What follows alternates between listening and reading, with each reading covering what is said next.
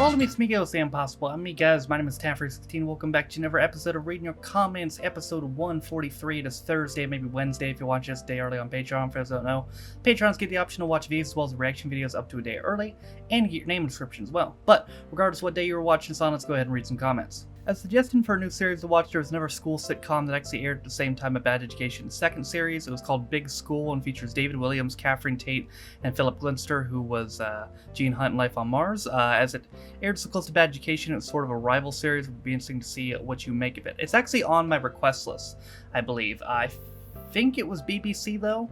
So yeah, definitely Dailymotion that one. Just in case some from In-Betweeners is in this week's House of Games. You know, it's funny you put this because I actually had a weird reversal situation a couple days ago. I got the Crystal Maze episode from last week unblocked on YouTube because basically, if you don't know how copyright disputes work on YouTube, you can file a dispute. And then when you file a dispute on YouTube, the copyright holders can either A, remove the claim, or B, just reject the dispute and the claim stays. Lil Dot Studios, for example, always removes claims upon disputes. That's how I've gotten so many of those shows on YouTube, and that's why I talk so fondly about them so much. However, they have a max of 30 days to reply to said disputes, and if they don't reply, then I just win by default. And Channel 4 sometimes is known to not reply. That's how I got the first episode of Misfits on YouTube. And you know how with the In-Betweeners on YouTube, I have 1 through 6 and then randomly 14? The reason 14 is randomly on YouTube is because Channel 4 just forgot to reply on that one.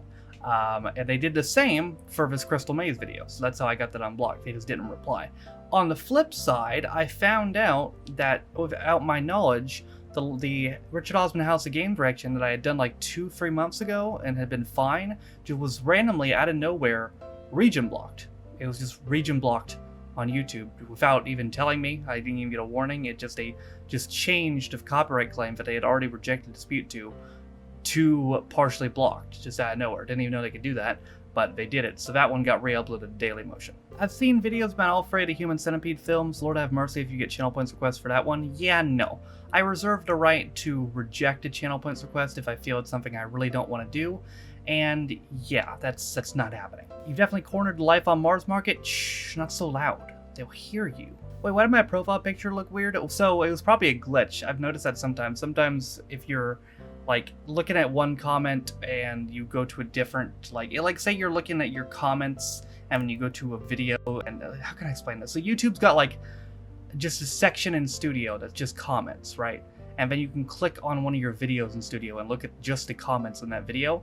So there's a glitch where sometimes the profile pictures will carry over. So what you probably saw and what I saved was that glitch that accidentally showed somebody else's profile picture on your account. Leaving kids outside stores used to be a thing. Nobody thought anything of it. My girlfriend's dad was left outside a store by his mom when he was a baby, but she forgot and went home. Only being home for a while, she realized, went back for him. He was still there. Some people will say those were safer times, but I still think it's bad parenting. It is bad parenting. Like, whether they were safer times or not, and I'm not so sure about that, I don't know how anyone could possibly have ever thought that just leaving your kid outside was a good idea. I love that somebody's written "not the bees" on one of the fence posts and the Wikipedia ride. That's hilarious. I tell you what, that Nick Cage movie is so terrible, but it's so funny. I gotta do that on the review channel at one point. At some point on the review channel, I'll do the original movie, which was great, and then the Nick Cage version, it's terrible, but God, it's funny. I love how every advert that has a child and he's thinking, will this child be run over or smacked in the face by one of its parents? Yeah, that's where I'm at this point. Like, I've seen so many of these, safety adverts that I'm just conditioned to think whenever I see a child in one, it's like, something bad's gonna happen to that kid. It's unfortunate, but this is what you've done to me, Rob. 2019, end the commercials reactions, he said. No more commercials, he said. And I held true to that for exactly 2 years. And then I met a guy from Iceland who has a weird obsession with commercials, and well, the rest is history. The guy in the first Tango advert was Game On Neil Stuke. He was not in the episode season that you watched, but he took over for Ben Chaplin for the following seasons. That's right, because Ben Chaplin got cast in some kind of like Hollywood movie. Man, Game On, when even was that? Was that this year I did that, or was that last year? That seems like a fever dream. You try watching a compilation of old school UK public information films sometimes. Oh, I've seen a lot. back in the day, what is it, maybe 3 years ago now, I watched a lot of them. I watched Apaches, I watched The Finishing Line, I watched Play Safe, I watched a lot of them. So when Yoshi finishes Commercials 18, will Rob go back to making them or someone new? No, I think what the plan is Yoshi's going to make the regular commercial series, and Rob is just going to do the Christmas ones. I find it completely cringe when people imitate sounds that don't come from a human being. Do not like that Honda ad. Yeah, I have to agree with you there. Like, you heard of ASMR? I'm sure you know what that is. That's, like, a lot of people really like that, and if that's your thing, that's your thing, but, I can't get into that. It doesn't work for me. Michael Gwynn, who played Lord Melberry in Fawlty Towers, died of a heart attack just 4 months after this aired. He was 59. Damn, that sucks. He probably could have gotten some decent roles off that fucking role too.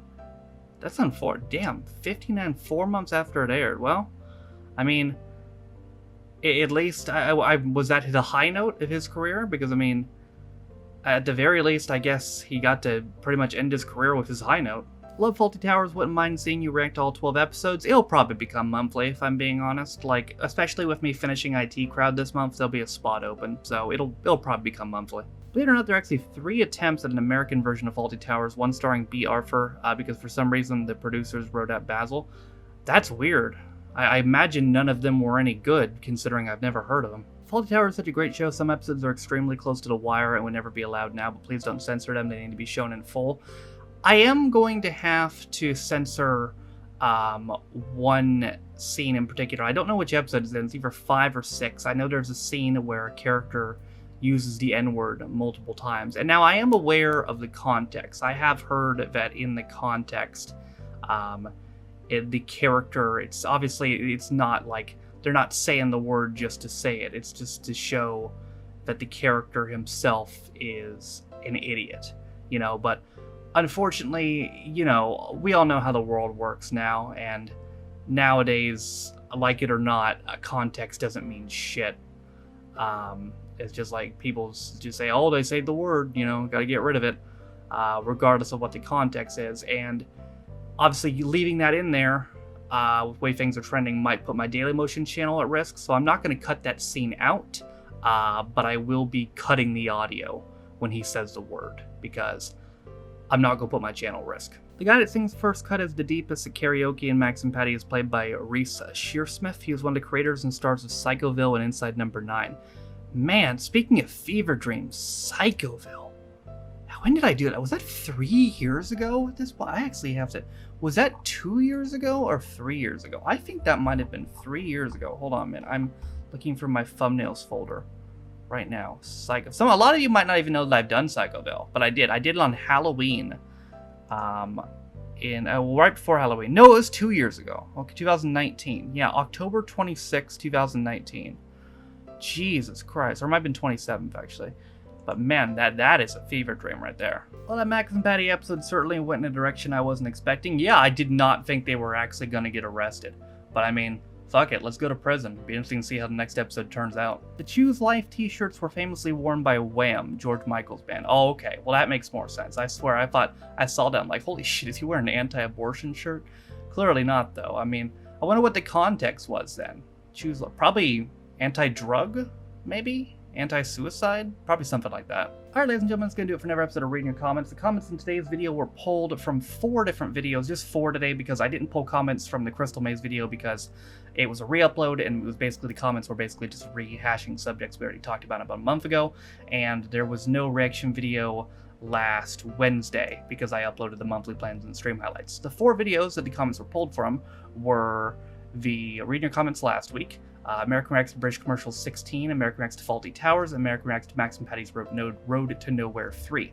The videos to comment on for a chance to get your comment read next week are as follows. This video, American Reacts to Only Fools and Horses 12, which came out yesterday. The reaction video comes out tomorrow. The reaction video comes out Sunday, the one that comes out Monday, and the one that comes out Tuesday. Those videos is the place to comment if you want a chance to get your comment read in next week's episode of Reading Your Comments. But that is going to do it for me today. I hope you guys enjoyed it. Thank you guys for watching. If you liked it, be sure to like it. If you didn't like it, don't. If you want to follow any of my social media links, my Twitch, where I stream every single day, my second channel for instant views, which I upload onto every single Saturday.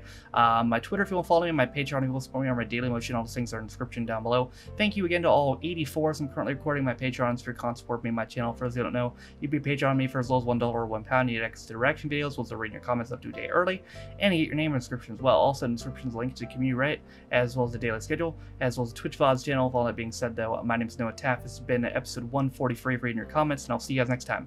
Bye.